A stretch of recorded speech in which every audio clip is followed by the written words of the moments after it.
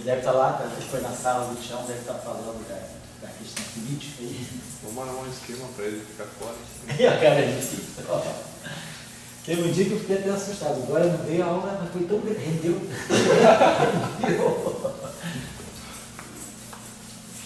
Mas as respostas às perguntas enriquecem. Não, pois é, não, a vantagem da pergunta dele é porque como ele tem muita experiência, né, sobre outras coisas, e ele é sempre controverso, polêmico também, né? Então é bom porque faz a gente pensar, né? Eu acho que é importante ele pensar, porque vocês são super, assim, conhecem, sabem estudar, a gente não precisa ficar botando matéria no quadro para vocês, né?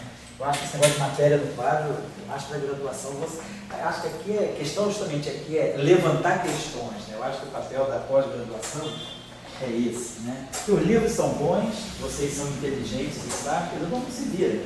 Mas às vezes a questão é discutir coisa que não está no livro. Vai ter uma discussão boa aqui da pós-graduação, eu acho que é no dia 10, né? Eu acho que aí vale a pena. Você que está da UERJ, você está na mestrado ou doutorado? Então, vale a pena você chamar o pessoal para vir, porque é uma questão que interessa a todo mundo, não é a discussão da pós-graduação do CBPF só. É a discussão da pós-graduação em Física no Brasil. Eu acho que vai ser quinta-feira, 2 horas da tarde. É quinta-feira. Nós marcamos o encontro, não foi na quinta? Então, é na quinta-feira, 2 horas da tarde. Vamos lá, então. Vamos começar aí o Bornífero. Então a ideia não é nem fazer Bornífero, a ideia é vamos pegar uma lagrangiana que seja genérica, que dependa daquele F, que é aquela parte aqui da máquina, lembrar que o F é o F mini, e o G que é o F efetivo. Então a gente pode ter vários tipos de lagrangiano. Quer dizer, o lagrangiano de Bornífero, por acaso, tem o F, tem o F2 e tem o G2. O lagrangiano de Marx tem só o F. O lagrangiano, olha Heisenberg, né? Olha Heisenberg é F, F2 e G2. Basta só F. O Bornífero vai ser uma raiz quadrada de F2, G2. Então, vamos deixar um lagrangiano assim, genérico, uma função de F e de G. Tá? Então, por exemplo, só para dar o exemplo, né? Só para a gente exemplificar. Então, Maxwell seria o próprio F, que é menos 1/4 de F mini e F mini.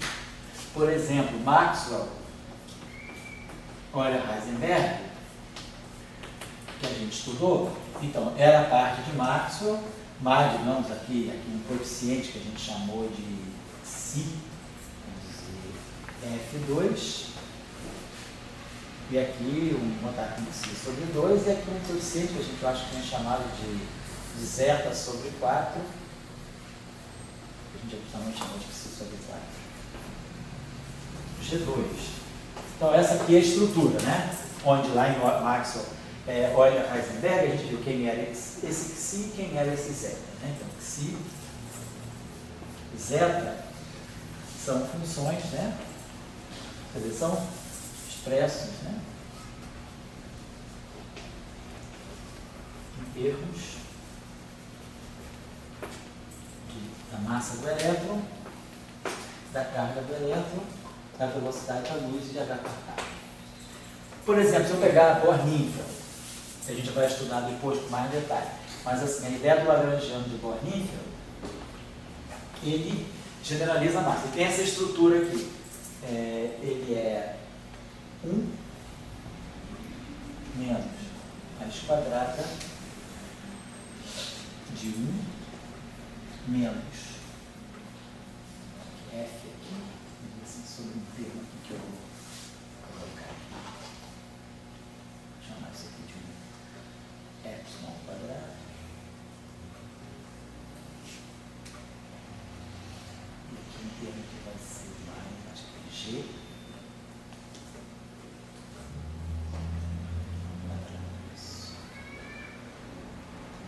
G ao quadrado sobre epsilon ao quarto.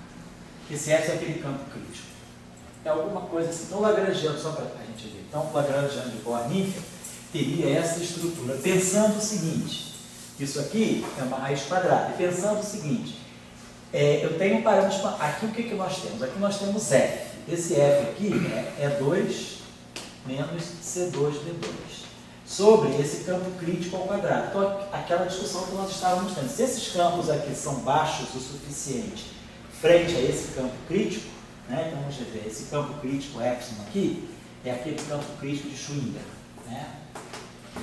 é o M2, C3 sobre EH cortado.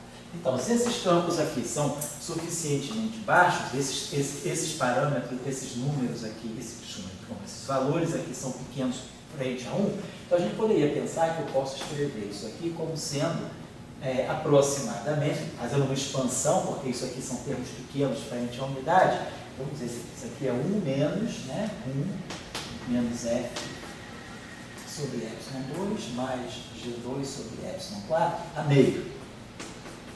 Então a gente pode pensar que isso aqui é 1 menos. Vamos fazer essa expansão. Se isso aqui são parâmetros muito pequenos, então eu teria assim, alguma coisa como 1 mais x, elevado a meio. A expansão disso aqui é 1 mais x sobre 2. E depois temos o segundo termo, quer dizer, se a gente tiver essas. Vou botar aqui mais x elevado a n, a gente expande isso aqui, 1 mais x elevado a n, em primeira ordem é 1 mais nx, então isso aqui, a primeira derivada é 1 mais x elevado a n menos 1. Segundo termo da expansão é n menos 1 sobre 2x mais n menos 1 sobre 2x2, algo assim. Então, se a gente estiver expandindo esse termo aqui, o primeiro termo da expansão é só pegar isso aqui e dividir por 2. Então, vai ficar 1 menos 1 meio de f sobre epsilon 2. Tá? E aqui eu vou ter mais 1 meio, é isso? Se aqui for 1 meio, aqui é 1 meio menos 1, dá menos 1 quarto, aqui dá menos 1 oitavo. É isso mesmo? De x2, Tá. 1 menos 1 meio, se for 1 mais. Estou expandindo isso aqui, então é 1 meio disso aqui. 1 menos 1 meio do f sobre epsilon 2 mais 1 meio do G2 sobre epsilon 4. E depois eu teria um termo que seria 1 meio, e aqui 1 meio menos 1 meio dá menos 1 quarto, menos 1 oitavo. E aí desse termo aqui ao quadrado, menos f sobre epsilon 2 mais G2 sobre epsilon 4 ao quadrado. Então, só que esse termo aqui é quadrático nos campos, esse termo aqui é quartico, esse aqui é o G2, então isso aqui tem um E escalar B ao quadrado. Esse termo aqui já teria E escalar B a quarta, esse termo aqui, então vamos dizer, já podemos desprezar. Se a gente quer manter até a segunda ordem, esse termo aqui vai ficar F2 sobre epsilon 4. Então, esse termo aqui, isso aqui é Euler-Heisenberg, e esse termo aqui tem só esse epsilon 2. A gente pode fazer o seguinte aqui, a gente pode fazer o seguinte, multiplicar isso aqui tudo, então nosso Lagrangiano vai ser epsilon 2 que multiplica isso, assim, epsilon 2 que multiplica isso aqui. Então, se eu multiplicar isso aqui por epsilon 2, esse epsilon 2 aqui sai fora. Aqui eu teria o epsilon 4, vai ficar um epsilon 2, e a mesma coisa aqui. Então, quando ficasse o quadrado disso, ia ficar aí F2 sobre epsilon 4 cancela. Então, e aqui para a gente acertar, porque aí vai, esse 1 menos 1 cancela, vai ficar 1 menos 1 dá 0. Aqui vai ficar mais 1 meio de F. Então, para reproduzir Maxwell, eu deveria colocar aqui um fator menos 2. Que aí quando bater esse meio aqui com esse 2, vai ficar Maxwell. Então, esse Lagrangiano aqui, se nós expandirmos, vai ter Maxwell mais Euler-Heisenberg. Se eu quiser, eu vou à frente. Então, esse aqui que é o Lagrangiano de Bohr-Ninfeld, ele reproduz Maxwell, Euler-Heisenberg e termos de ordem superior. Se a gente parar, então, em termos que vão até a ordem F2 e G2, a gente ganha exatamente Euler-Heisenberg. Então, só estou dando para ele. Nós vamos estudar depois esse detalhe na próxima aula. Então, Bohr-Ninfeld tem essa estrutura. Então, eu estou dizendo que esse Lagrangiano aqui é uma estrutura geral. É uma função qualquer, uma função polinomial, ou uma função, vamos dizer assim, pode ser não uma função racional, ou uma função polinomial de f e g. Então, a gente vai estudar, suponhamos então que nós tenhamos... Oi, pode falar? Essa foi a motivação deles de colocar uma raiz aí para ter... Não, a motivação dele foi diferente, foi uma motivação muito mais próxima da relatividade geral. Ele pensava o seguinte: você imaginar que quando você escreve o Lagrangiano da gravitação, você tem aquele raiz de menos g, r. Então a ideia do Bornfeld foi pensar o seguinte: suponha que você tem uma métrica do teu espaço-tempo e essa métrica seja alguma coisa como a métrica de Minkowski e ela tem perturbação. Oi? Mais alguma perturbação. Mais uma perturbação, exatamente, que eu possa escrever que o campo eletromagnético seja a fonte de um campo gravitacional. Então ele coloca, na verdade ele associa, ele constrói esse termo de Bornfeld a partir de algo aqui que depende do campo eletromagnético, uma função aqui que você possa escrever, quer dizer, alguma função aqui, F μ, do campo eletromagnético de E. Então ele imaginou o seguinte: imaginar que se o campo elétrico e o campo magnético são energia é fonte do campo gravitacional, porque energia é massa, então você poderia construir o análogo de um lagrangiano da gravitação, mas onde a deformação do espaço-tempo viria da energia eletromagnética. Então foi essa a proposta que eles fizeram. Vou dar a referência do trabalho original deles para vocês terem. É do Bornfeld. É Bornfeld. Não, eles usaram usaram esse argumento de tentar ver digamos, a analogia com a relatividade geral. O trabalho deles, eu acho que é de 34, 35, também é método Euler-Heisenberg. E aí, porque como a gente calculou na aula passada, a gente mostrou o seguinte: o campo elétrico de uma carga pontiforme na eletrodinâmica de Euler-Heisenberg não é finito, ele vai infinito também, não é máximo. A ideia do Euler-Heisenberg seria tentar produzir um conjunto de equações de Maxwell que você calculando o campo da carga, o campo não é infinito em cima da carga, ele é máximo. Então a ideia do Euler-Heisenberg, do Bornfeld, né, era buscar, né, uma formulação não linear, né,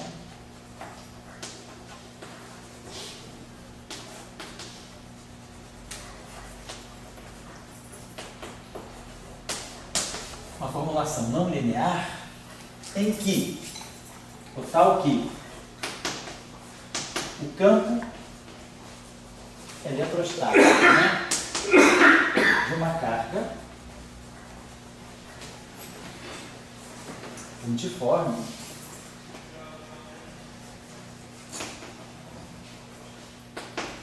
seja máximo,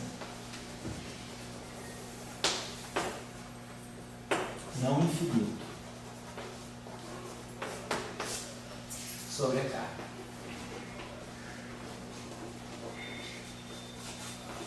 Então a ideia é que o campo, sendo máximo sobre a carga, você pode tirar, quer dizer, a gente sabe que a densidade de energia do campo, né, 1 meio de ε0 é 2. Então, se o campo é máximo, não infinito, se você integrar isso aqui no espaço, se esse campo elétrico tiver um infinito, essa integral é infinita. Mas se esse campo elétrico aqui for máximo, tiver um decaimento, né, dependendo das propriedades analíticas desse campo elétrico, essa integral no espaço-tempo todo pode ser finita. E aí, a ideia do Bornfeld era dizer que toda a energia de natureza, vamos colocar toda a energia de natureza eletromagnética associada ao campo intrínseco da partícula seja o MC2. Então, a ideia era que, porque se a gente pensa no campo da carga pontiforme, que é o campo elétrico E sobre 4πε0L2, né? Se eu for fazer essa integral aqui no espaço-tempo todo, eu vou integrar isso aqui em L2 dr dω. Então é claro que essa integral aqui de R até infinito vai dar infinito. Então a ideia deles era, será que se eu tiver uma formulação em que o campo eletromagnético é máximo em cima da partícula e essa integral aqui seja finita, eu vou dizer toda a energia que a partícula tem de natureza eletromagnética é responsável pela sua massa de repouso. Então essa seria um pouco a ideia, né, de tirar o campo, né, a massa, a origem da massa do elétron seria uma origem puramente eletromagnética, quer dizer, a massa de repouso provém da energia, provém da carga. Hoje a gente sabe que não é essa a história. Quer dizer, claro que a massa, a origem eletromagnética da massa é muito pequena, não chega nem a, eu acho que a 5% da massa do elétron. Então, a ideia seria, hoje a gente sabe que a massa do elétron vem do mecanismo de Higgs, vem da interação do campo do elétron com o campo de Higgs, né, no modelo padrão. Mas na época a ideia era buscar uma origem eletromagnética para a massa de repouso do elétron. E aí, para isso, a gente precisaria de um campo que fosse finito em cima da carga, não infinito. Então, vamos lá. Olha, Heisenberg dá infinito, a gente viu no ano passado, o campo dá infinito. Então, não era a saída. Então, Bohr-Lindtke, vou lá agora. Bohr-Lindtke tentaram buscar uma formulação não linear que levasse a isso. E se basearam na ideia do campo gravitacional. Oi? Fala aí, Zé. O que aqui, na verdade, é que ambos são de 1934, né? Isso. E eu queria assim, mais ou menos entender qual era o espírito da época que se captou. Porque, vamos dizer, quando você bota esse F, esse G aí, quer dizer, você está. O que parece dizer, bom, eu tenho Maxwell já com F e G. Mas já com F. Maxwell só com o G não cai, né? Derivado, né? Bom, daí, o que eles queriam? Eles queriam além de Maxwell. Daí a pergunta que a gente faz para você, porque a gente quer entender o espírito da época, se estavam querendo pegar, primeiro, não linearidade, se eles queriam pegar o fóton auto-inteligente, se eles queriam pegar além da carga elétrica, ou se eles queriam pegar um fenômeno mais particular, como essa ideia, não sei infinito. Como é que é? Assim, então tá bom. Primeiro, não linearidade, vamos pegar não linearidade. Eles estavam atrás da não linearidade? Ainda não. Vamos recuar no tempo. Então vamos dizer, qual era, vamos dizer assim, a sincronia da época? Zeitgeist, não é? O espírito da época. Zeit, é tempo. Como é que fala? Zeitgeist. Zeit é porque se pronuncia Zeitgeist. Qual era a cronologia da época? A cronologia da época era, o que está no jogo? 1928, Dirac, equação de Dirac. Dirac propõe a equação dele, relativista para o elétron, mas insatisfeito, porque Dirac era um homem de primeiros princípios, né, e de autorreducionismo. Então, ele queria saber qual é a origem da massa do elétron. E três questões estavam em jogo, que foram, na verdade, assim, se a gente olhar a vida do Dirac se baseou nessas três questões: a massa, a carga e o spin do elétron. Então, isso aí que fez o Dirac praticamente fundar o modelo padrão, né? Então, no trabalho dele de 28, ele tenta entender a origem relativística do elétron. Então, o Dirac consegue, pela primeira vez com a equação dele, fazer uma formulação relativística para o spin do elétron, que era o que Pauli estava tentando, a partir da descoberta do spin foi em 25, né, por Uhlenbeck e Goldsmith. Aí Dirac em 28, quer dizer, aí começou-se a questão de entender a origem do spin do elétron, e aí Dirac faz a formulação relativística que deixa bem claro a origem, vamos dizer, a origem, a relação entre elétron e spin do elétron e relatividade. Mas o elétron tem dois outros atributos, massa e carga. Então, o spin, vamos dizer, Dirac entende pela análise espaço-temporal. No fundo, ele, intuitivamente, sem saber o grupo de Lorentz ainda, na época não era clara a discussão das representações irredutíveis do grupo de Lorentz, ele chega na equação de Dirac, mas ele chega trabalhando, no fundo, implicitamente as representações do grupo de Lorentz. E aí ele chega à questão do spin. Mas aí fica a questão da massa e a questão da carga. E aí a discussão era, o que é mais fundamental? É a massa ou é a carga? Será que a massa provém da carga ou seria a carga um reflexo da massa? Por exemplo, na época só se conhecia, as partículas conhecidas eram o elétron, 28, era o elétron, o próton e o fóton. Não tinha nêutron ainda, nós estamos em 1928, não tinha nem pósitron, tinha só próton, elétron e fóton. E aí, a ideia do Dirac era assim: o elétron tem carga negativa, o próton tem a mesma carga e positiva. Por quê? Isso já era uma coisa meio intrigante. Por que duas partículas tão diferentes tinham exatamente a mesma? Por que a carga elétrica estava se replicando? E o fóton tinha massa zero.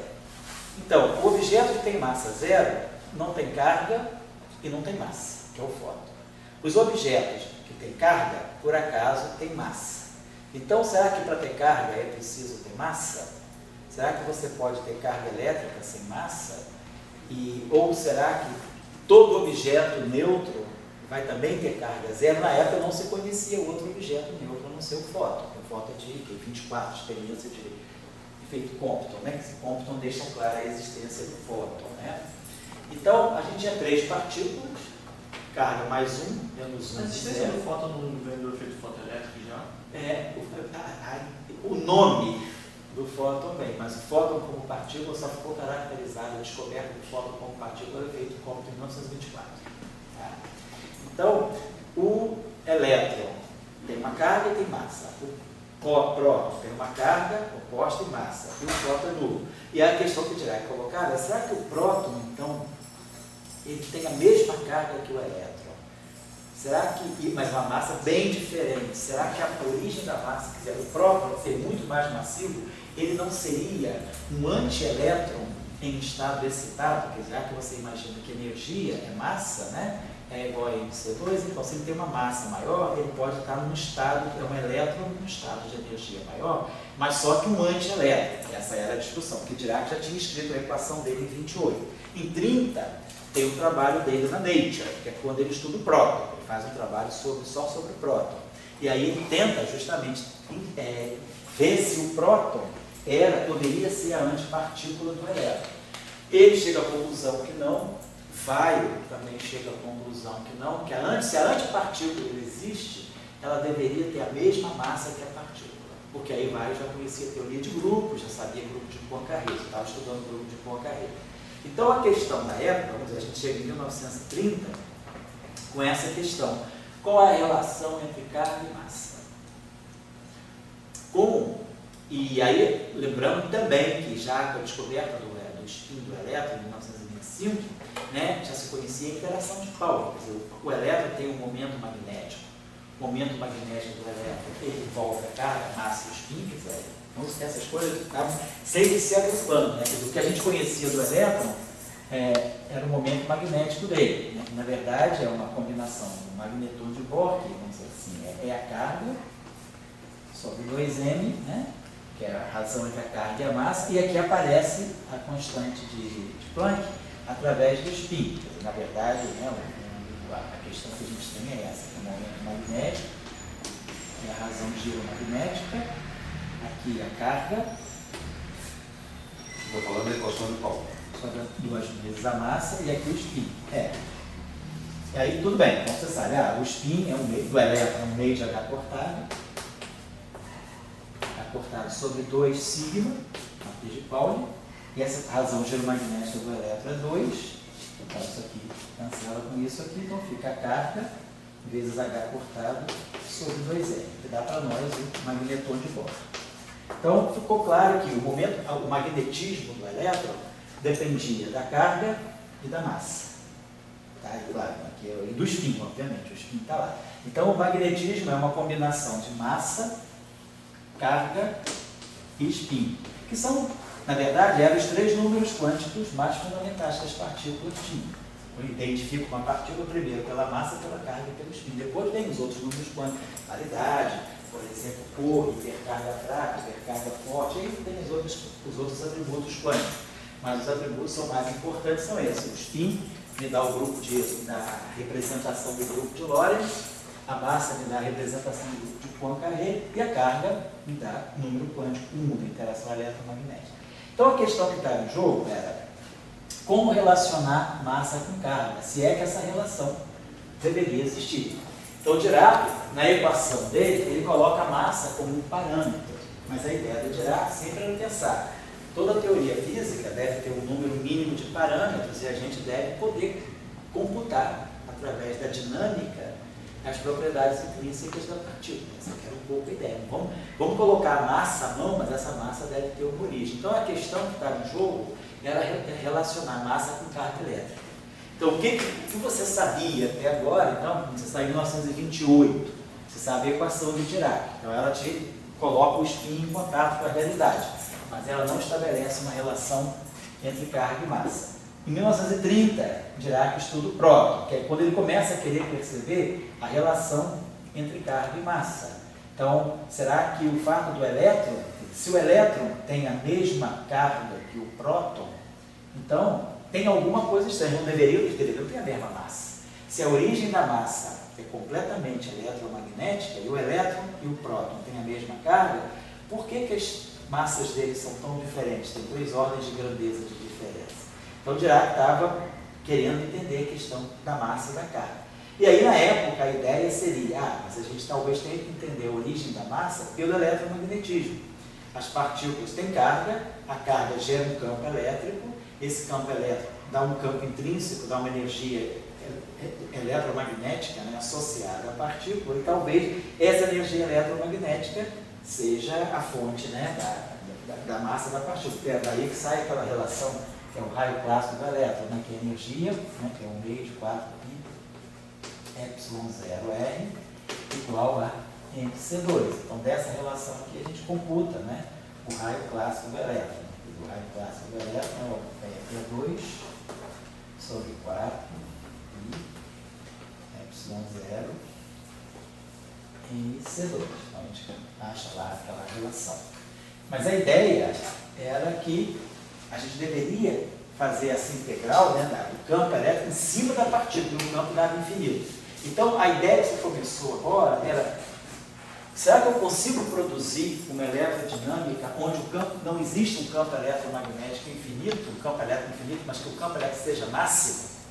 Então, olha Heisenberg estudando a eletrodinâmica, eles chegaram a termos não lineares. Mas aqueles termos não lineares ainda não respondiam por um campo elétrico máximo em cima da partícula. Então, Born e Infeld começaram uma busca que seria, qual seria a extensão mais geral de um eletromagnetismo não linear e que levasse a um campo elétrico finito em cima da carga. Mas ele já sabia do resultado? Sabia. Aí essa época era uma época assim, em que tudo estava muito conectado. A comunidade não era tão grande, né?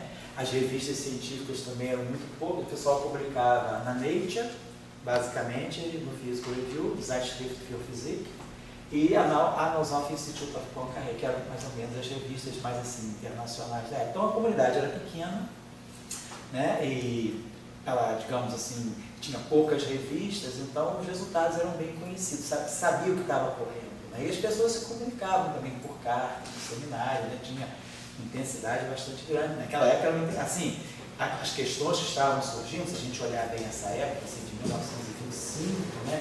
Até o início da guerra, 1938, havia muito daqueles encontros Solvay, os Solvay Meetings também.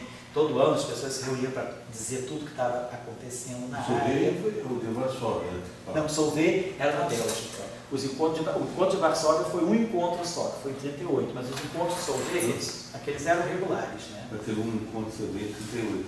Teve, mas o encontro vamos dizer, o encontro importante lá da teoria de tudo foi em Varsóvia, não foi o Solvay Meeting, não. Então, basicamente, vamos dizer, o que está por trás de Born e Infeld? O que está por trás de Born e Infeld, na verdade, é uma busca da relação entre carga e massa. Quer dizer, hoje a gente se pergunta, né, qual é a relação entre a carga e a massa, da onde é. Então a gente entende um pouco hoje as coisas pelo modelo padrão, mas através do mecanismo de Higgs, né, quer dizer, quando você, antes da quebra espontânea da simetria, você tem um elétron left e um elétron right, que são duas partículas distintas. Elas não têm carga eletromagnética, elas têm carga fraca, que tem o spin fraco, hipercarga fraca. O bóson de Higgs chega, faz a quebra espontânea da simetria, aglutina o elétron left e o elétron right através da massa, e quando a massa aparece, a carga também aparece. A carga aparece como resultado da quebra espontânea da simetria, em que fica uma simetria 1 e a gente pega uma composição da hipercarga fraca com o spin isotópico fraco, e isso aí é a origem da carga elétrica. Então, dentro do modelo padrão, a gente tem uma ideia clara, né? E tem trabalhos interessantes que vêm saindo aí sobre qual é o sentido de uma eletrodinâmica, o quanto eu posso compreender de uma eletrodinâmica em que a gente tem uma partícula carregada e sem massa. Quer dizer, a existência de uma partícula carregada de massa zero, até que ponto essa possibilidade é consistente com o que a gente conhece de princípios fundamentais da física. Então tem várias questões aí em jogo, mas a questão o panorama, vamos dizer assim, o contexto da época era entender a massa, a carga e o spin. Então, com o Dirac, ele entendeu bem a origem do spin, a origem relativística do spin. E aí a questão que ficava era qual é a relação entre carga e massa. E aí isso se desdobrou em termos da busca de uma extensão não maxwelliana do eletromagnetismo através de possíveis contribuições não lineares. Porque aí as pessoas sabiam isso, já estava claro isso, que se você está olhando o mundo extremamente microscópico, né, então você sabe que os campos elétricos são muito intensos. E aí já se sabia também com o estudo quântico, a equação de Dirac, quer dizer, tem duas coisas muito importantes na equação de Dirac, no trabalho de 28.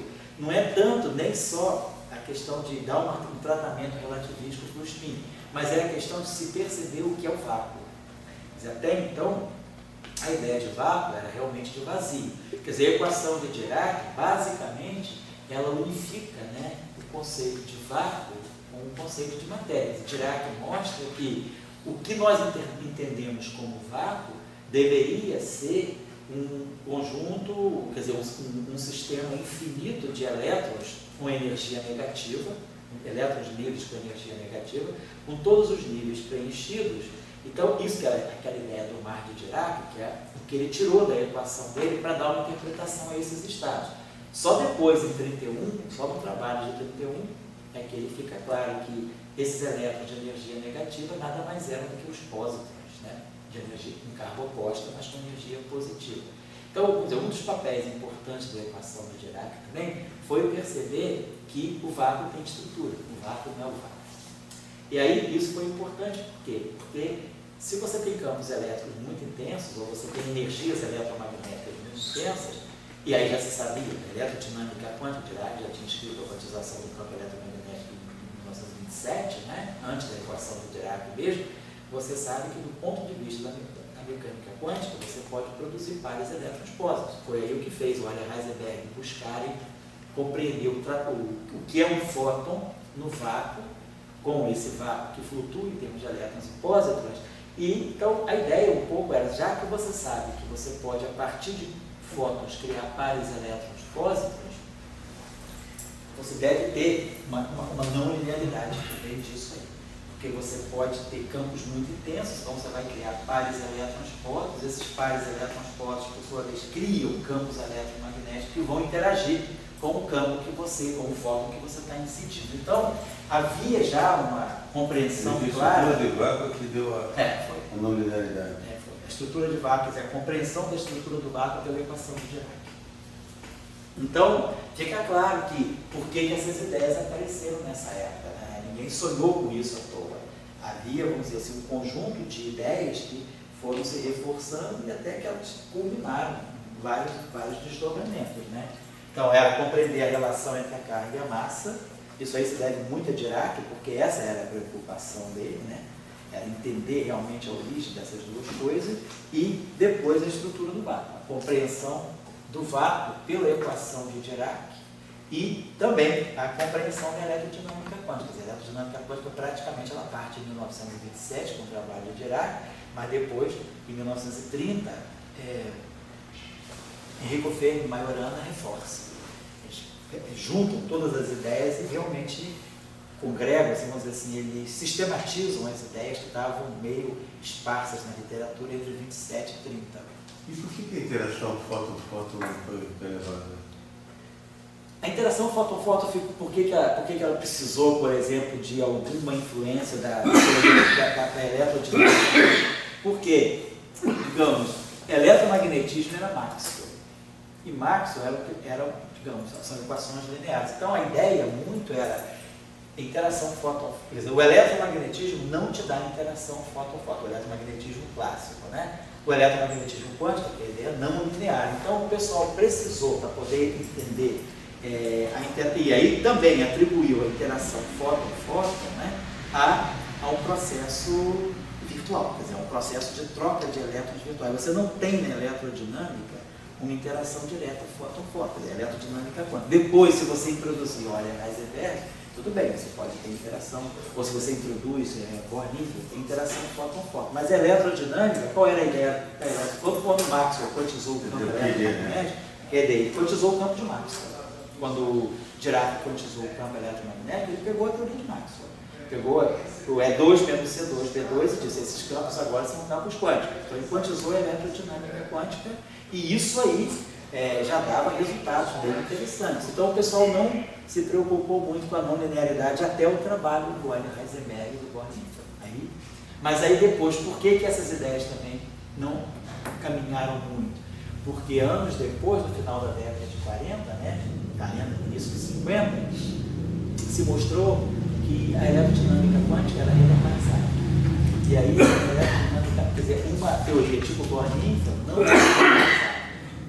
Então, a Born-Hammond não é uma teoria fundamental no sentido de que ela não é renormalizada. Então, entrou um pouco essa argumentação da renormalizabilidade. E aí essas teorias foram pensadas mais como teorias efetivas que pudessem descrever a teoria numa região limitada de validade, mas não era uma coisa intrínseca, fundamental da eletrodinâmica quântica. Então tinha todo um contexto para essas coisas acontecerem, né? Nada disso aconteceu à toa. As ideias não foram assim casuais, né? Havia uma coordenação de pensamento que levou essas ideias a caminharem juntas. Mas eu diria que a relação entre carga e massa, que Dirac tentou estudar, e a compreensão do vácuo da eletrodinâmica quântica culminaram, essas três ideias culminaram com as formulações não lineares. Tá? Então, vamos ver, essa estrutura aqui, fala. O que eu acho, eu entendo assim, foi uma história que houve um pulo nessa história. E acho que houve um pulo.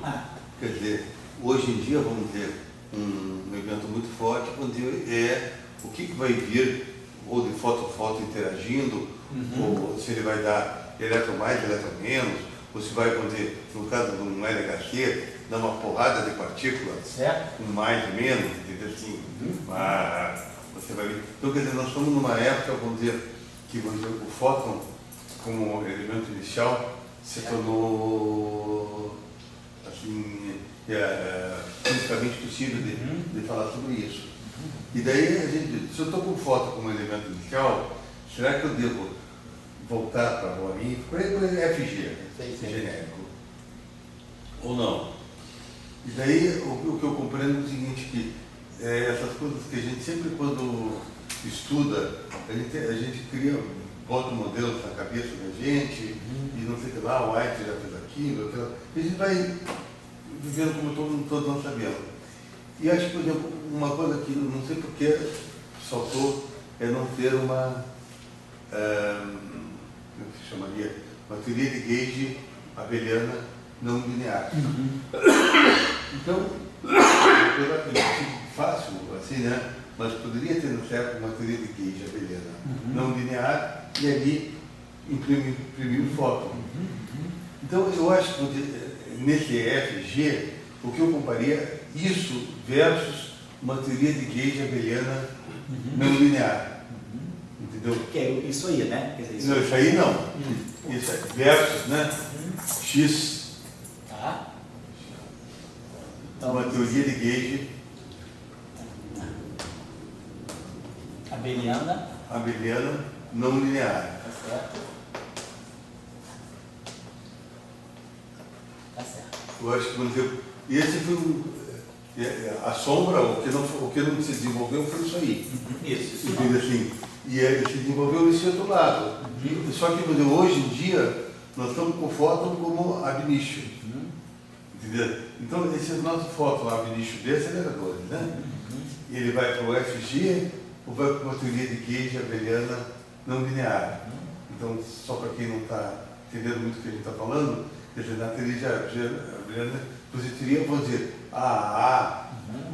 esses dois gráficos que você fala do fóton, você tem uma interação direta de fóton, né? Pode fazer um D3 e um D4, né?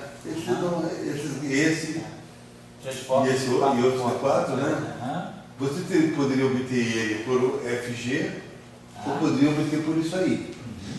Entendeu? Os dois métodos que você nos mostrou aqui são possíveis. Agora, claro, esse desenvolvimento aqui, hoje para nós ficou bem claro, vamos dizer assim, a partir daquilo que nós conhecemos das teorias de Gauge, né? Vamos dizer, inspirados um pouco pelas teorias de Young-Mills. Mas aqui, vamos dizer, isso aqui, vamos dizer assim, isso aqui é uma coisa, vamos dizer assim, anacrônica. Se a gente quiser pensar sincronicamente, a gente está aqui na década de 30. Então a gente está nisso aqui. Isso aqui só pode ser desenvolvido bem posteriormente. Então, vamos dizer, hoje a gente pode colocar esse quadro em discussão, mas naquela época isso aqui ainda estava fora de cogitação. Mas, digamos, eu só quero dizer, colocar hoje o quadro atual, o que vem do fóton? O que vem do fóton? Isso, porque será que o fóton, no caso, voltando para aquele, ele é apenas uma consequência da carga elétrica? Não, certamente. Ou hoje, na região de Teves, da LHC, o fóton é um gerador de partículas. Você botando fótons de alta energia, você decai ele cheio de partículas. Vamos fazer o seguinte, essa questão é muito importante. Na próxima aula, a gente pode fazer isso. Vamos dizer que a gente não conheça a matéria, a gente não conheça eletropósito, mas a gente conhece o fóton. Então, vamos ver como a partir do fóton a gente pode tirar, por exemplo, a gente pode tirar a ideia, quer dizer, da matéria, a gente pode, a partir do fóton, construir aquilo que deveria ser o elétron e o pósitron e a interação entre o elétron, o pósitron e o fóton. Você pode fazer. Eu acho que a partir do fóton você pode pensar tudo. Vamos dizer, porque o fóton, basicamente, é a velocidade da luz. Então, é ele que está na base do grupo de Lorentz. Então, a partir dele, você pode construir aquilo que vai te dar a base para entender a matéria. Eu acho que você pode, se você quiser assim, fazer essa viagem mais teórica, você pode. A partir do fóton você pode tirar tudo. Agora a questão é, claro, fóton interagindo pode produzir pares de quarks e antiquarks, pode produzir elétrons e pósitrons também. Só que a limitação que a gente tem do fóton é que a gente, por exemplo, não consegue extrair neutrino, por exemplo, porque a gente tem problema da violação de CP. Hoje a gente tem. Então, o que a gente pode tirar do modelo padrão somente a partir do fóton? A gente pode tirar todo o setor de matéria carregado, os leptons carregados, e a gente pode tirar os quarks carregados. Né? A gente pode tirar os pares, partícula de partícula a partir do fóton. Mas aí fica faltando neutrino, e claro, depois fica faltando compreender a origem da cor, da cromodinâmica quântica. Mas você pode tirar algumas coisas. Né? Tem até recentes desenvolvimentos, assim, 2016, 2013, saíram os trabalhos interessantes aí, como você pode construir a gravitação a partir puramente de fóton. Como você pode construir uma gravitação a partir de fóton. Não é calcular o campo gravitacional de fóton, não. Realmente construir um campo de gravitação a partir de fóton. Foi uma atividade que não deu certo, mas que foi colocada. Quer dizer, há essa possibilidade de se entender melhor essa discussão. Talvez do fóton você possa construir tudo. Eu pessoalmente creio, a minha interpretação que eu tenho do LHC, que o LHC é um experimento para se entender o fóton, a luz e a cor. Certo. E não essas coisas de Higgs, isso aí tudo é uma outra história. Mas, digamos, você vai ter a luz e a cor, a alta energia, do que você consegue, dado a cor, que partículas gerar, dado o fóton, que partículas gerar. E quando você bate um próton com outro próton, ele volta a cor e a luz como é o ab initio dele, a matéria-prima. Assim, eu entendo assim, para mim o LHC é uma experiência com a matéria-prima da luz e da cor. São as duas coisas que saem daí. A cor por causa dos quarks, né, e também a produção de onda eletromagnética, porque aí você tem cargas e mais cargas, né, sendo aceleradas e desaceleradas, você tem o processo fotônico muito intenso. Mas, vamos dizer, assim, continuando o que você está falando, então, quer dizer, eu acho que se o pessoal estava interessado naquela época entre massa, carga e spin, relação eu acho que hoje a gente está interessado nesse FG, como do fóton você gera partículas, entendeu? E daí precisa dar uma linearidade, né? Essa linearidade é fundamental. Se a gente quiser tirar então as equações de campo, daqui é só fazer o princípio variacional. A gente vai variar o lagrangiano. Você vai variar o lagrangiano em relação ao campo do fóton, ao campo amigo. Então a gente vai para a variação do lagrangiano. Quer dizer, esse meu lagrangiano depende de f, então eu posso derivar em relação a f como uma função algébrica e, claro, fazer a variação do f. Porque tudo que é o ami variando, ele varia o f e varia o g. Então a variação induzida no lagrangiano, através da variação do ami, o F variando, ele varia, o L e o G variando também, então, quer dizer, a derivada do L em relação a G, e aí a variação do G. A variação do F a gente já sabe trabalhar com ela, né? O F, eu estou variando isso aqui, variando menos 1/4 de F mini, F mini. Então, a variação de menos 1/4 de F mini é menos 1/2 do F mini, vou botar assim, o menos 1/2 do delta F mini vezes F mini. E aqui a variação do G é a variação de 1/4 do F mini, vou botar assim, epsilon mini. Agora vou botar 1/4 do F mini, F2 mini. É o dual. Então, vamos expressar esse objeto aqui como função do F mini. Isso aqui é a variação do dual. Isso aqui é o dual. Então, vamos escrever o dual. O dual é 1/2, então aqui vai ficar 1/8 do epsilon mi kappa lambda, F kappa lambda. Então, tem que fazer essa variação aqui. Essa variação aqui vai ficar 1/8 delta F mini, epsilon mini kappa lambda, F kappa lambda.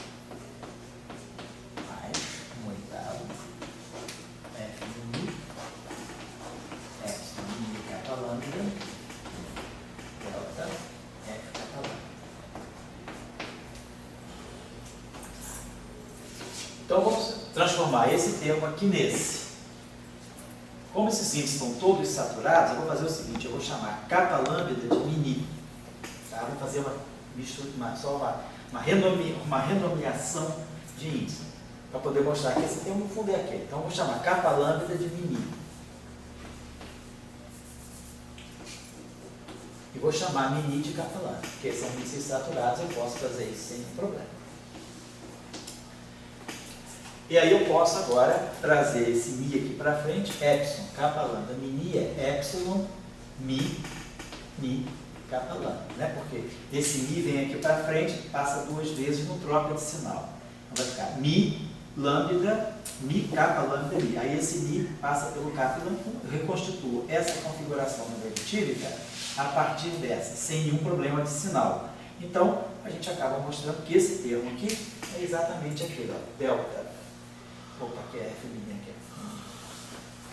Delta F mini, F kappa lambda, epsilon, mini kappa lambda. Então, esses dois termos, na verdade, são iguais. Posso apagar isso aqui e botar aqui o fator 1/4, que vem ali. Então, essas são as variações. As variações, né, simples. Agora, o que está em jogo, a gente está querendo explicitar a variação do campo do fóton. Mas aí é só lembrar, isso aqui é dmi do delta a mi menos dmi do delta a mi. Já que F mini é dmi a mi menos dmi a mi. Então, se eu vario o delta, vario A, eu estou na variação do F, é exatamente isso. Esse objeto aqui é antissimétrico. Então, esse termo aqui, eu posso mostrar que esse termo menos esse vezes esse dá 2 vezes esse vezes esse. Então, eu posso esquecer isso aqui, tirar o fator 2 e dizer que tudo isso aqui nada mais é do que dmi delta mi.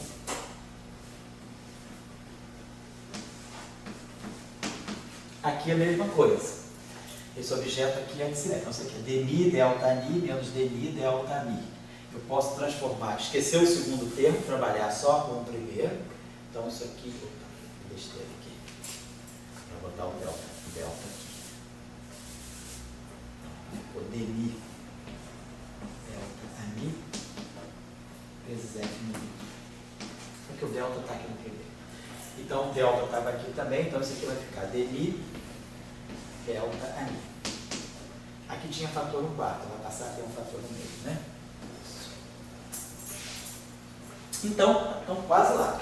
O que eu faço para obter? Então, isso aqui ficou com um sinal menos, né? Porque é esse menos que vem daqui, está menos 1/4 e esse está certo. Então, eu preciso isolar Isso aqui. Qual é a estrutura que uma equação de campo tem que ter? A variação do Lagrangiano em relação àquele campo, ela vai ser alguma coisa aqui, vezes a variação do campo. Quando eu coloco a variação do Lagrangiano nessa forma, isso aqui vira a equação de Euler-Lagrange para aquele campo. Então eu estou fazendo isso, eu vou explicitar aqui o ΔNi e o ΔAni, para poder botar isso sob a forma de uma estrutura de equação de campo. Deixa eu apagar isso aqui, só para colocar o resultado aqui. Então isso aqui deu para nós, quer dizer, o ΔF deu para nós, menos, e aí aqui ficou dmi ΔAni, vou botar esse aqui na frente, ficou FNi, e o dmi do ΔNi.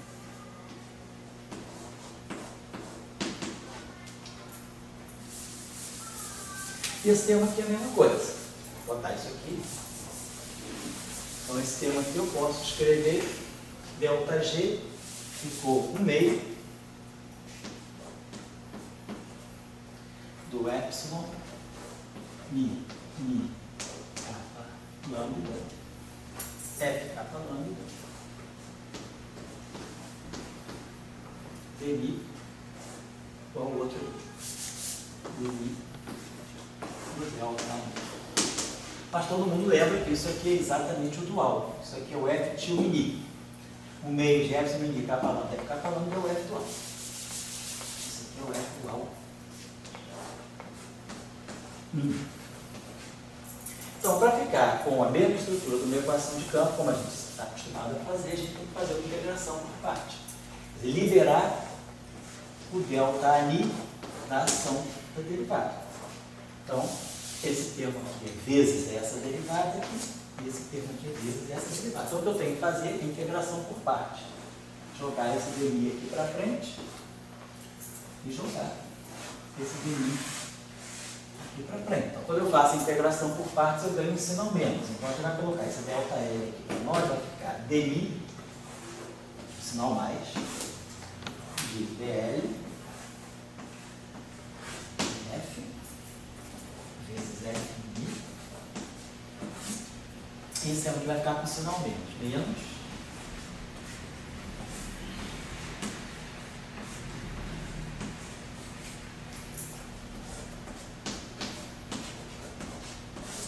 Tudo isso aqui.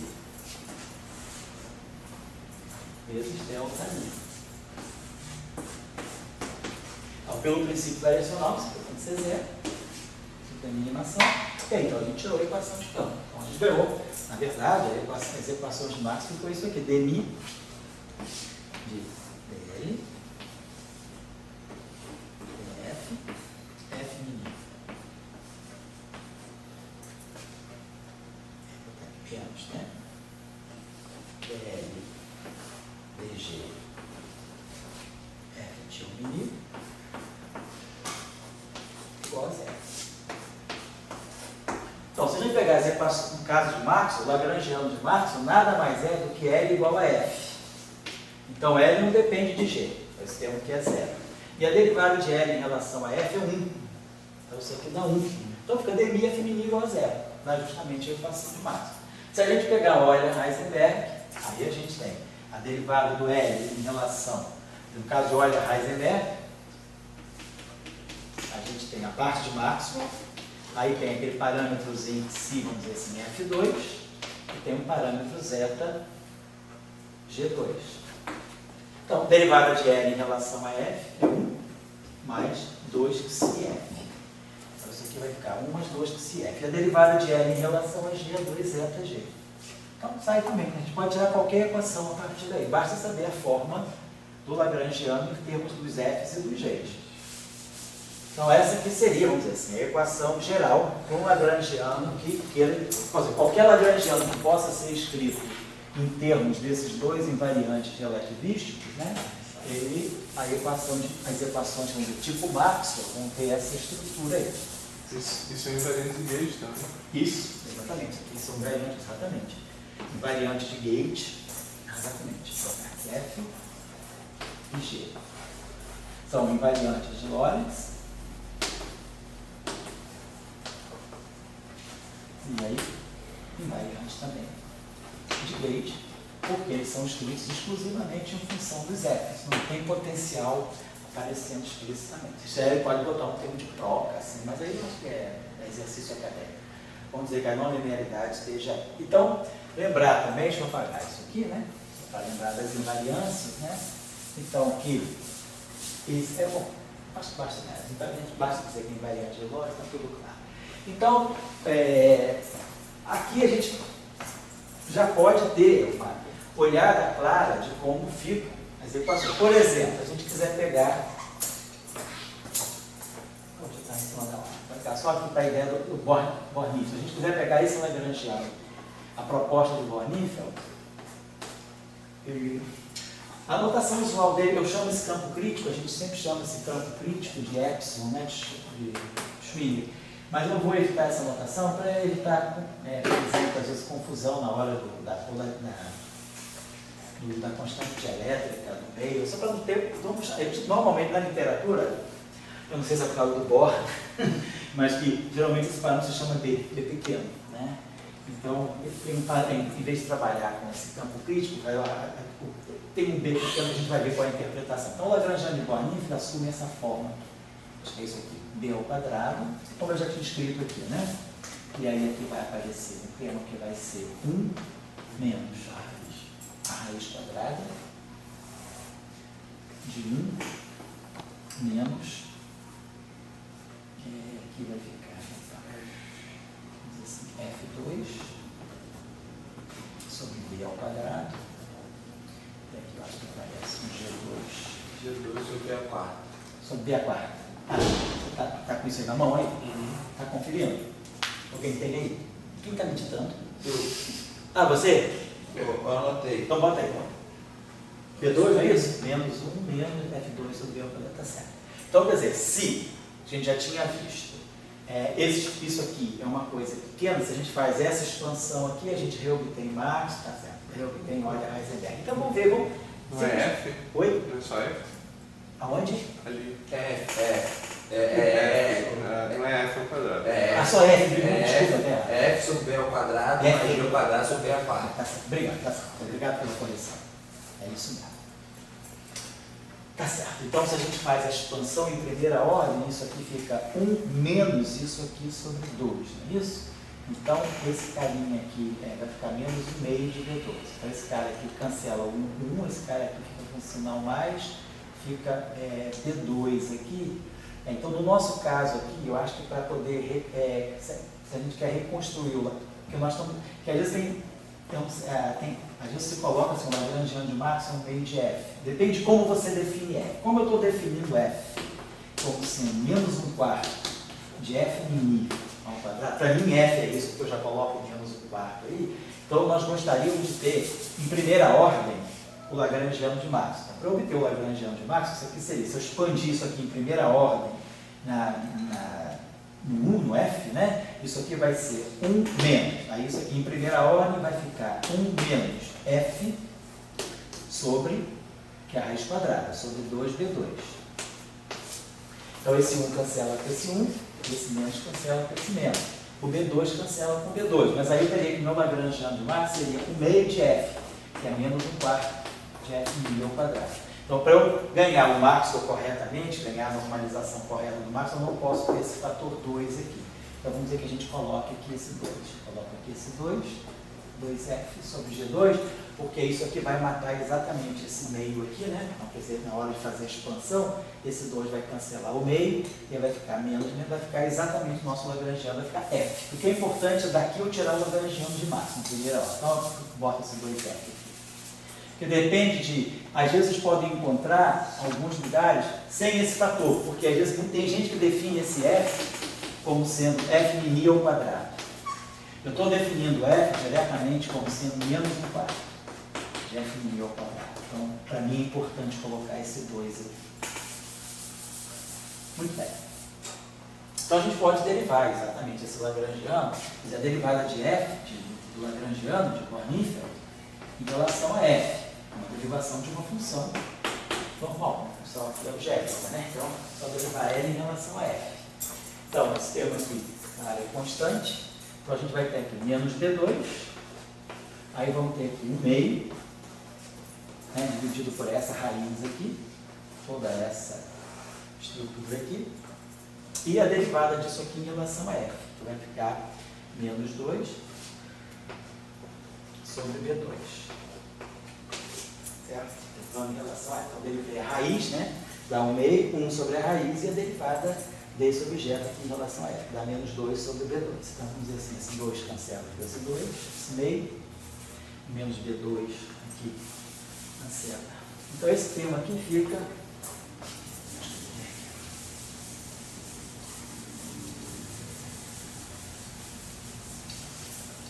Isso para Born, vamos deixar isso aqui é geral, né? No caso especial de Born, então a gente conhece a função L, né? Ela é particularizada, aquele L ali, então a gente sabe qual é a derivada. Então o primeiro termo aqui, ele vai dar para nós dmi disso aqui, 1 sobre a raiz quadrada, né, de 1. Depois, se a gente quiser, a gente substitui isso aqui pelos campos elétricos e magnéticos. 1 menos 2F sobre B2 mais G2 sobre B4. Isso aqui é F mini.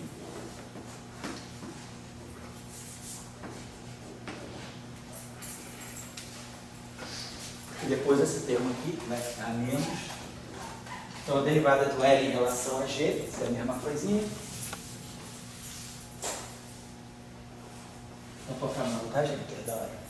Vai ficar aqui, a derivada disso aqui vai ficar menos 1 meio.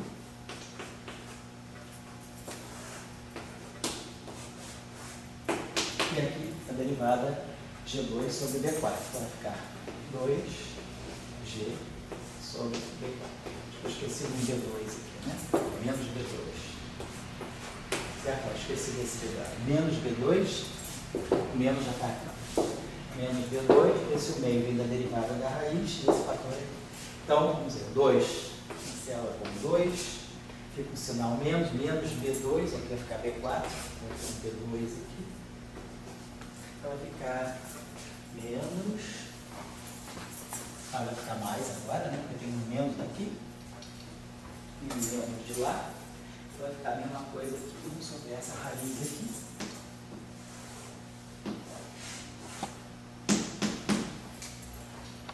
E aí, G sobre B2, tá? G sobre B2, que aparece o G. E aí aqui, esse F mini. Esse F mini aqui aparece F2, né? F2.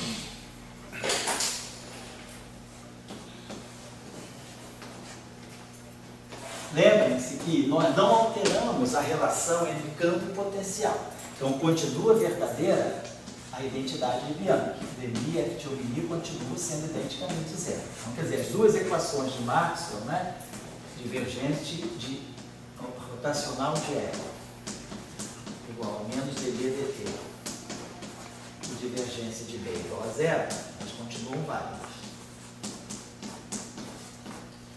Legal. Foi.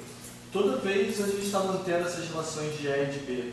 Isso. Em função dos potenciais. Tem algum momento em que eu vou mudar isso? Você pode mudar isso. Por exemplo, tem trabalhos que quando você tenta introduzir monopólio magnético, você pode mudar a relação entre E e B, você pode mudar os potenciais, a relação entre E e B e os potenciais. Tá? Tem desenvolvimento de Salano, de 65, tem um desenvolvimento também de Cabibbo e Ferrari, de 66. Então, você às vezes pode mexer nessa relação. Mas isso não pode ferir até a liberdade de caminho que você tem? Não, você não perde a liberdade de caminho. Você tem que fazer isso sem quebrar a simetria de caminho. Pode ser que aconteça, você tem que tomar cuidado para... Não deve deixar acontecer, senão você perde a conservação da carga elétrica. Ok. Então, vai lá. Só quando eu estou acabando realmente, deixa eu apagar aqui. Então, se nós pegarmos Ni igual a zero, vamos passar então, Ni é o índice livre, Mi está saturado, dmi de F de alguma coisa com Ni. Então o índice livre que eu tenho essa equação, na verdade ela vale para Ni igual a zero e depois para Ni no setor espacial. Se eu pegar o Ni igual a zero, então nós vamos ter, se isso aqui é zero, isso aqui só pode ser índice espacial, porque o F só tem componente espacial temporal e espacial espacial. Então não tem, se aqui é temporal, se é zero, aqui nunca pode ser zero por causa da antissimetria. Então essa equação aqui vai dar para nós DI, vamos colocar aqui 1 sobre essa raiz aqui, depois a gente vê isso aqui, vamos ficar escrevendo toda hora, e aqui vai ficar F e 0 mais 1 sobre essa raiz aqui, aqui F tio I 0 também. Vamos com essa equação aqui. Isso aqui é igual a 0. Bom, então F. Então vamos pensar. Vamos agora passar para o espaço vamos passar para o espaço euclidiano, fazer a conexão com os campos E e B de Maxwell. Então, estou no espaço de Minkowski, eu posso descer esses dois índices aqui.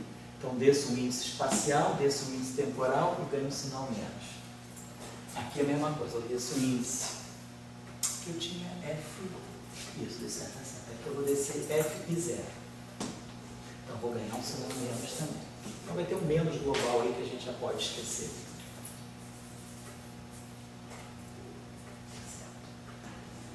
Isso, então a gente vai ter esse tag aqui, eu esqueci de botar o G, perdão.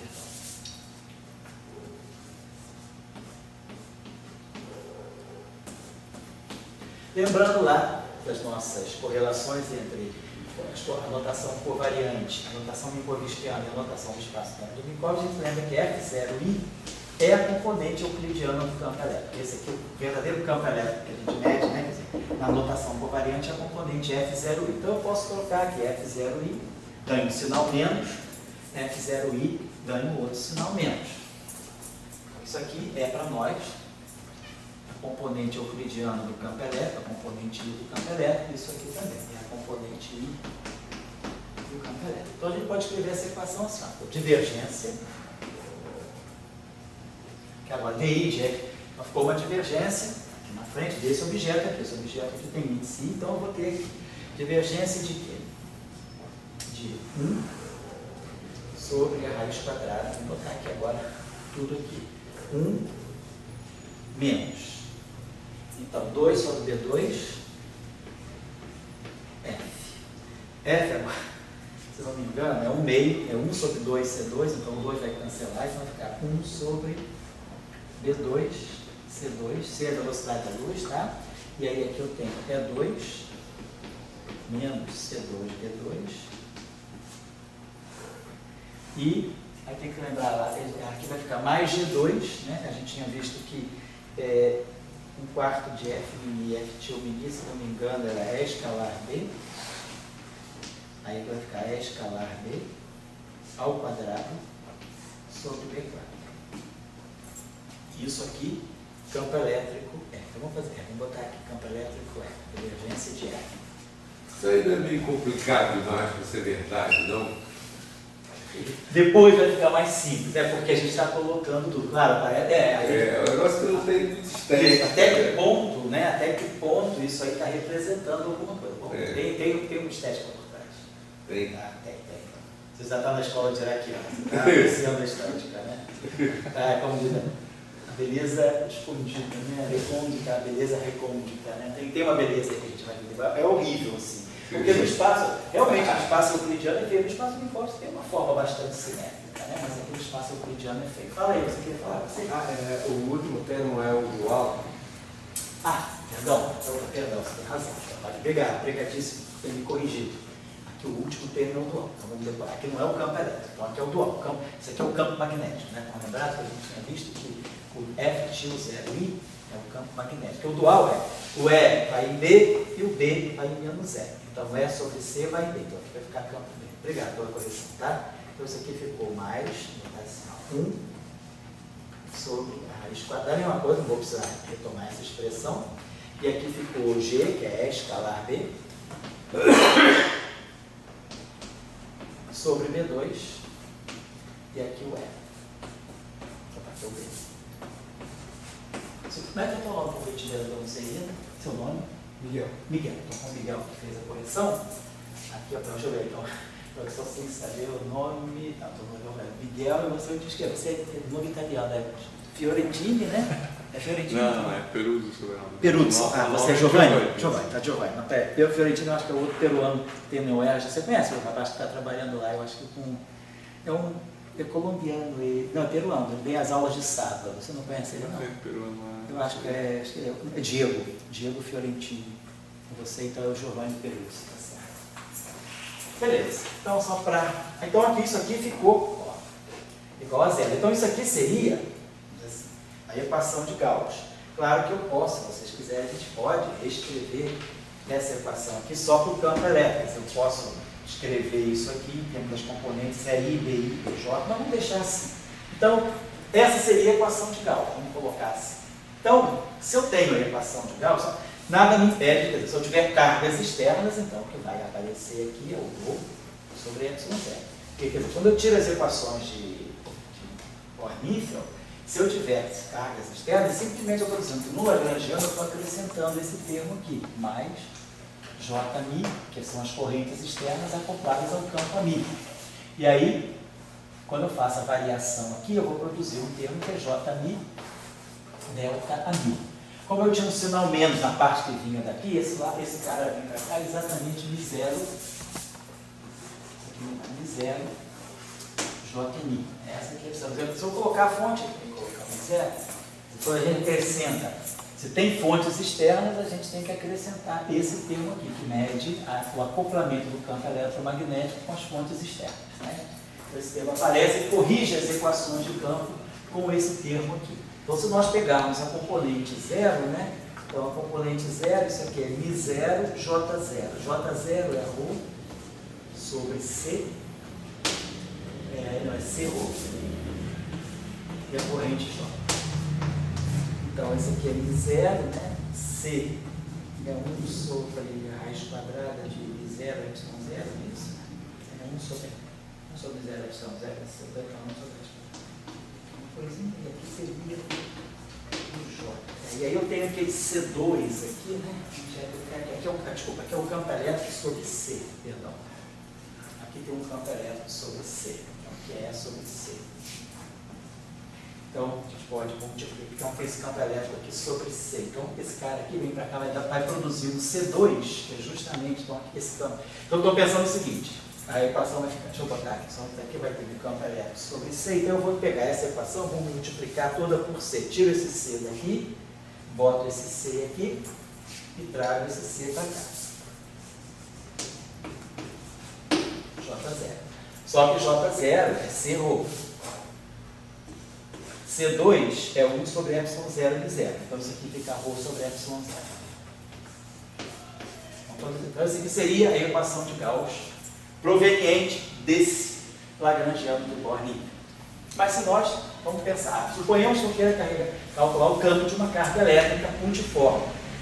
Então isso aqui é 1 sobre ε0 e a carga situada, vamos dizer, na origem.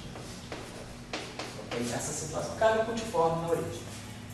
Vou imaginar, que não é óbvio, que o campo magnético é zero. Vamos dizer, essa carga eu quero saber só o efeito eletrostático dessa carga. Então, zero campo magnético. Se eu zero o campo magnético, eu zero isso aqui e zero isso aqui. Então, a nossa equação de Born-Nifel, ela fica mais simples um pouco. Ela fica divergência de 1 sobre raiz quadrada de 1 menos E2 sobre D2C2 é igual a Q sobre ε0.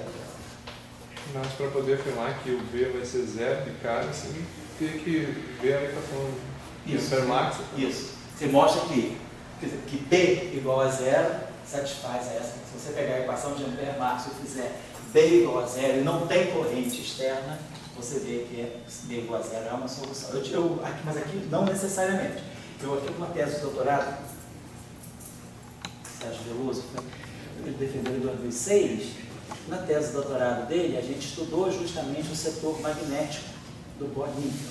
A gente falou, suponhamos que a gente queira calcular o campo magnético de uma carga puntiforme. Então, a gente pegou isso aqui. Então, a gente foi, e aí, pela não linearidade, a gente resolveu trabalhou as equações não linearmente, e a gente mostrou uma coisa interessante. É que se você pegar a carga pontiforme e calcular o campo magnético dela sai direitinho no campo de um dipolo. E o valor do dipolo te dá, a gente pegou os parâmetros físicos, a carga do elétron, a estimativa sobre esse campo máximo, e a gente ganha praticamente que o spin do elétron é H cortado sobre 2.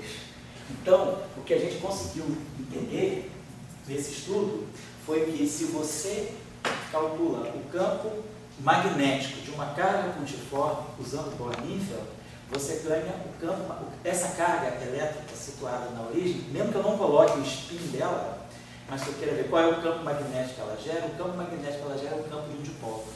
E aí você vai ver o momento de dipolo magnético desse dipolo, você extrai exatamente o H cortado sobre 2 vezes o sigma. Você pega o spin do elétron.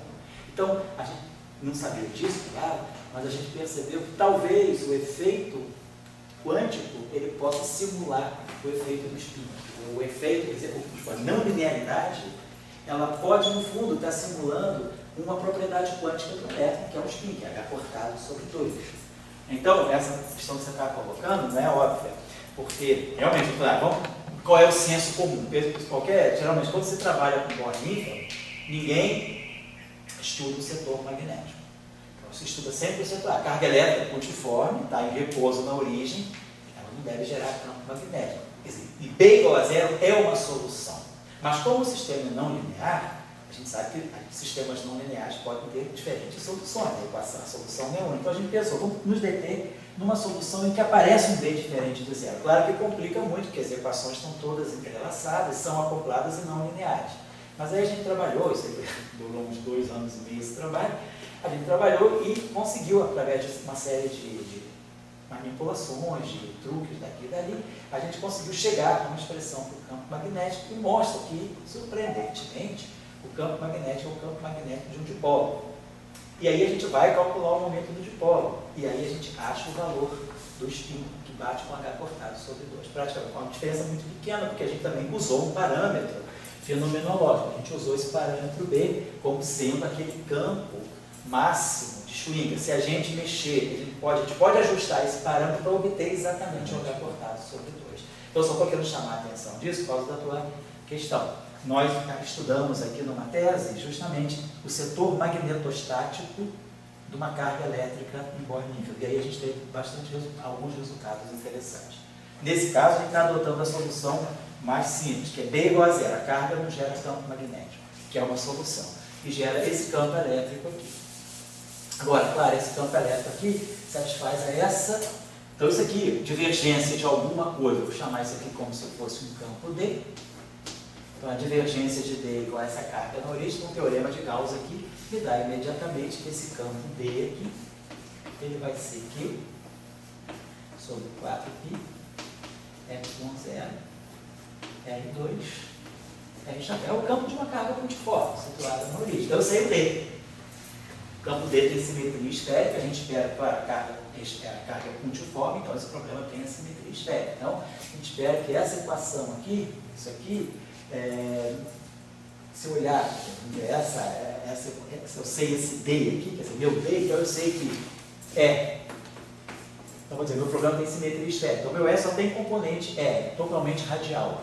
Então isso aqui sobre a raiz quadrada de 1 menos E2 sobre B2, C2, essa grandeza aqui é o quadrado. Vamos chamar essa grandeza aqui de D2, vamos precisar, isso aqui é o D. Então, meu problema, né, devido à simetria, eu calculo D imediatamente, eu ganho uma lei de Gauss, só que para isso tudo aqui. Então, quem vale esse campo aqui, quem é a carga, o campo normal de Maxwell, né, o campo eletrostático, é sobre isso aqui. Então, isso aqui, isso aqui me dá o D. Isso aqui é o meu D. Meu D é isso aqui. Então, eu estou supondo que tem simetria radial, então meu campo elétrico não tem componente nem θ nem φ, meu D é puramente radial. Então a gente ganha essa equação aqui, é 2 sobre raiz quadrada, vamos levar ao quadrado, 1 menos 1 sobre D2, C2 é 2, igual a D2, onde D nós conhecemos. Isso aqui. Então a gente tem que E2 é igual a D2 menos 1 sobre D2. C2 é 2, C2. C2 nós conhecemos, né? A gente pode tirar, porque você vai para cá com sinal mais, então nós vamos ter o seguinte, 1 mais 1, mais D2, desculpa, mais D2 sobre D2 e C2, esse termo vem para cá. Então 1 mais D2 sobre D2 e C2, tudo isso fatorando 1 é 2, é igual a D2. Então o nosso campo elétrico é 2, né? Eu tiro o E então, né? Ele seria D sobre a raiz quadrada de 1 mais D2 sobre D2, C2. Eu não vou colocar as constantes aí botando D, 4, π, y, 0, R, mano. A gente quer ver só o comportamento. Então esse D aqui, ele cai com 1 sobre R2. Tem umas constantes, 1 sobre 4, π, y, 0, R2. Aqui também vai ter que acabar, isso aqui vai dar no final do dia, vai dar uma constante aqui, vai dar raiz quadrada de um termo aqui que vai ficar D2, C2, tá? Aqui tem uns 4 π, tem um monte de coisa aqui, vou chamar isso aqui de alfa 2, vou chamar aqui de voltando, vou chamar de um gama 2, mas, e aí o que é importante aqui é que aqui fica 1 sobre R4, aqui vai ficar um D2 ao quadrado, mas D2 é 1 sobre R, D1 sobre R2, então aparece. Então isso aqui vai ficar, na verdade, gama 2 vai ficar 1 mais gama 2 R4, e aí aquele R4 sobe, a raiz quadrada dele sobe R2. Então fica isso aqui. Então o nosso campo tem essa. Claro, se esse termo aqui dominar, né? Então isso aqui pode ser, eu posso reconstruir o caso maxwelliano, quando esse termo aqui é muito grande, a gente sabe que essa constante gama, construída em função dos parâmetros, mas basicamente o que acontece? Esse campo não é mais infinito na origem, é máximo. Então esse campo ele tem esse comportamento aqui. A distâncias muito grandes, quando R é muito pequeno, esse termo aqui, quando R tende a zero, esse termo domina, então no campo da máxima. A gente vai ver que essas constantes vão aparecer aqui, vai aparecer esse B aqui. Esse B vai ser exatamente o valor máximo do campo. Esse B de Born-Niffel é o valor máximo que o campo elétrico adquire na origem. E aí, quando R é muito grande, esse termo aqui domina sobre esse, então o campo começa a cair colombianamente com 1 sobre R2.